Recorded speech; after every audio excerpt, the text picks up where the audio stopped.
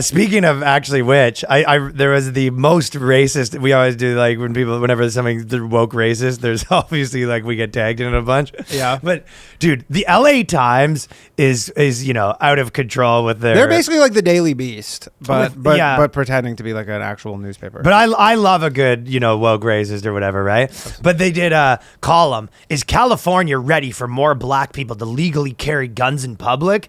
So this is, because one of the arguments that they always kind of say is that, I've even seen this made as like a satire video a lot where they go, people are, super fine with guns until it's, black people. And I think there was some truth to that when the Black Panthers started arming, people got warmed up to gun control a little bit more. For sure. Right? Well, assuming this article is correct, they say right when the Black Panthers, there was like a law passed in the 70s, like days later, that restricted gun ownership in California. But I think now, the first part about it is that, so they're obviously the ones that think that, you know what I mean? Yes. Like they don't want guns, and it's like, well, they're trying to be like, well, actually, you don't care. But if you actually, the truth is, it's what you look like. Like if I see a guy that's got like a, whatever version of like kind of, if it looks like a right-wing guy, yeah, I wouldn't care if he's white or black. But if it looks like a crackhead, I also wouldn't care if it's white or black. Oh, yeah, for sure. Like if you can tell, yeah, 100%. If I see a white guy showed up with like, he's got one shoe on. I mean, nobody's ever crossed the street on any person of any color that was wearing a nice suit. Yeah. Like they just don't do that. It's not like nobody's like sees a black person in a suit and go, oh, I should cross the street. Like it just doesn't happen. Like when you see the people on like, I promise you when you're seeing people that you're afraid of on the subway where you go, I'm going to maybe move one car over. Yeah. This guy looks unstable.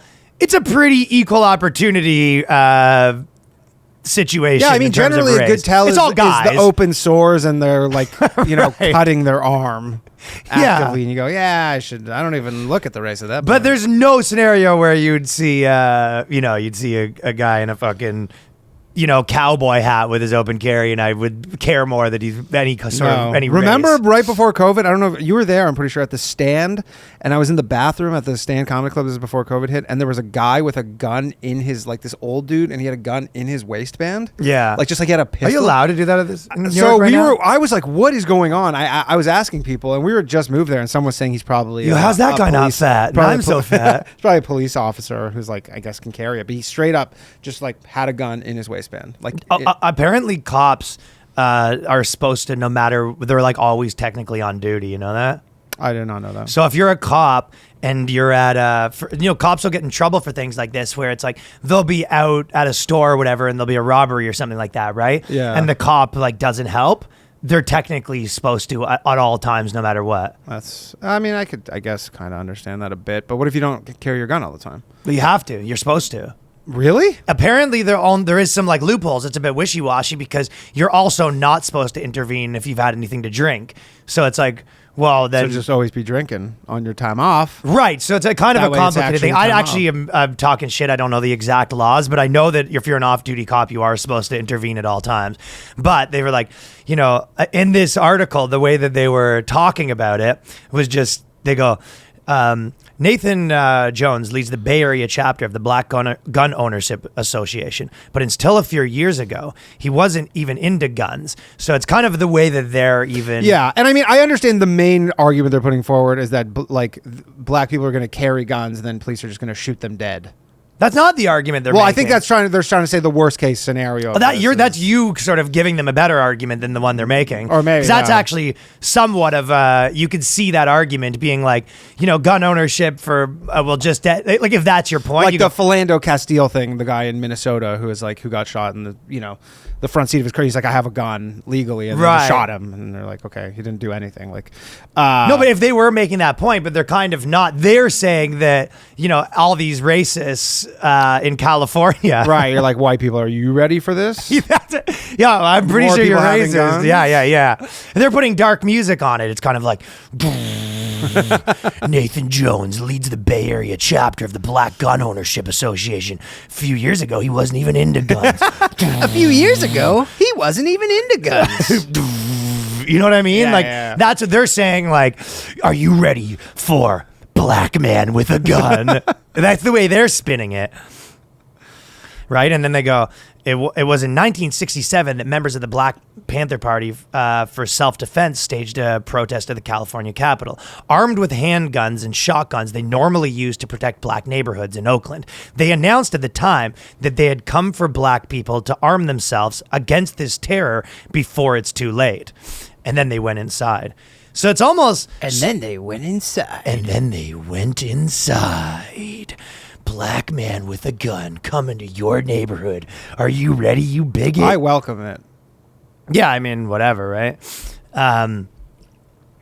So kind of is almost like it's like their point is sort of a point against them because they're basically saying like, if we weren't racist, we wouldn't care about this, but you are racist. And then people are like, but we all are very racist. Yeah, and then people are like, good news, we're not racist, so it'll actually be fine. And they go, we are.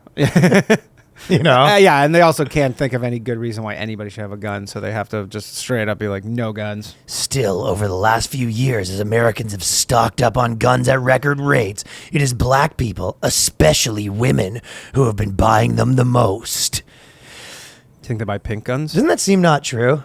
That women are buying guns the most? I think you're saying among black people, black women are buying more guns than black men. Is that because they, you know, they're going to walk alone late at night in these neighborhoods or something?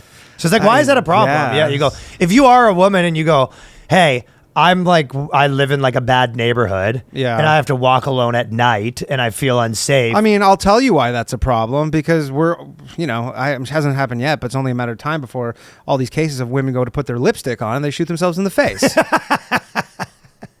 Whoops, that wasn't my lipstick. Yeah, girls are reaching in for their blush. You know. Let me just do my eyeliner. Broke the chair. Forgot to take the safety off. Yeah, that is probably that's probably the issue with this whole thing, right? Yeah, I think so. Let me just apply some of my blush here, and so that's the problem with that. But yeah, I guess how is that?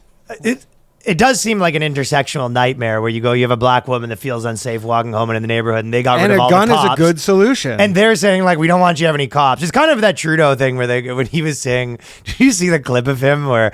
So Justin Trudeau was basically saying in Canada, he goes, I'm paraphrasing, but basically the idea is if you're at your house and someone comes in, you shouldn't be able to defend yourself. And they're gonna, shoot your family or whatever, or should you be able to shoot them? And he was like, no, you do not have that right. And it was just like, okay, well, here in the real world, like no one's gonna let their family get shot. No, even if it means that you're like, I might go to jail for this. I mean, New York, I think I talked about this, but New York has this law. I think they're working on repealing this too, where you have a duty if you're not at home and someone attacks you, you have to run away.